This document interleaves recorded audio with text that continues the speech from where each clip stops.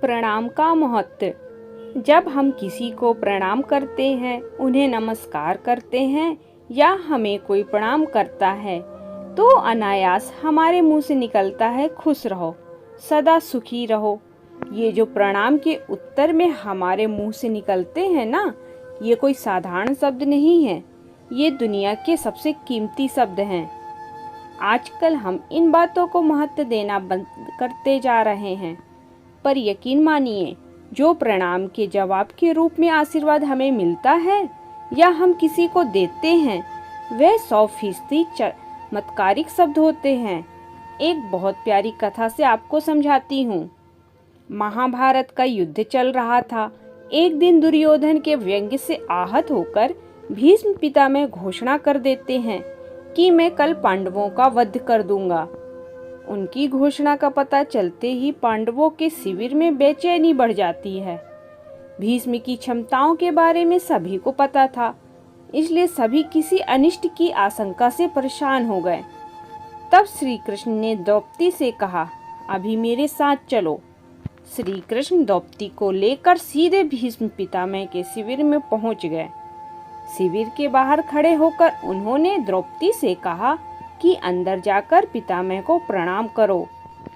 द्रौपदी ने अंदर जाकर पितामह भीष्म को प्रणाम किया तो उन्होंने अखंड सौभाग्यवती भव का आशीर्वाद दे दिया। फिर उन्होंने द्रौपदी से पूछा कि पुत्री, तुम इतनी रात में अकेली यहाँ कैसे आई हो? क्या तुमको श्री कृष्ण यहाँ लेकर आए हैं? तब द्रौपदी ने कहा कि हाँ, और वे कक्ष के बाहर खड़े हैं। तब भीष्म भी कक्ष के बाहर आ गए और दोनों ने एक दूसरे से प्रणाम किया। भीष्म ने कहा, मेरे एक वचन को मेरे ही दूसरे वचन से काट देने का काम श्री कृष्ण ही कर सकते हैं। शिविर से वापस लौटते समय श्री कृष्ण ने द्रौपदी से कहा, तुम्हारे एक बार जाकर पितामह को प्रणाम करने से तुम्हारे पतियों को जीवन दान मिल गया। अगर तुम प्रतिदिन भीष्म, धृतराष्ट्र, द्रोणाचार्य आदि को प्रणाम करती होती और दुर्योधन, दुशासन आदि की पत्नियां भी पांडवों को प्रणाम करती होती तो शायद इस युद्ध की नौबत ही ना आती। वर्तमान में घरों में जो इतनी समस्याएं हैं, उनका भी मूल कारण यही है। जाने अनजाने अक्सर घर के बड़ों की उपेक्षा हो जाती है। यदि घर के बच्चे और बहुएं प्रतिदिन घर के सभी बड़ों को प्रणाम कर उनका आशीर्वाद लें, शायद किसी भी घर में कभी कोई क्लेश न हो।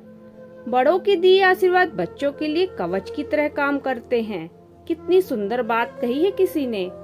प्रणाम अनुशासन है, प्रणाम शीतलता है, प्रणाम आदर सिखाता है, प्रणाम से सुविचार आते हैं, प्रणाम झुकना सिखाता है, प्रणाम क्रोध मिटाता है, अहंकार मिटाता है।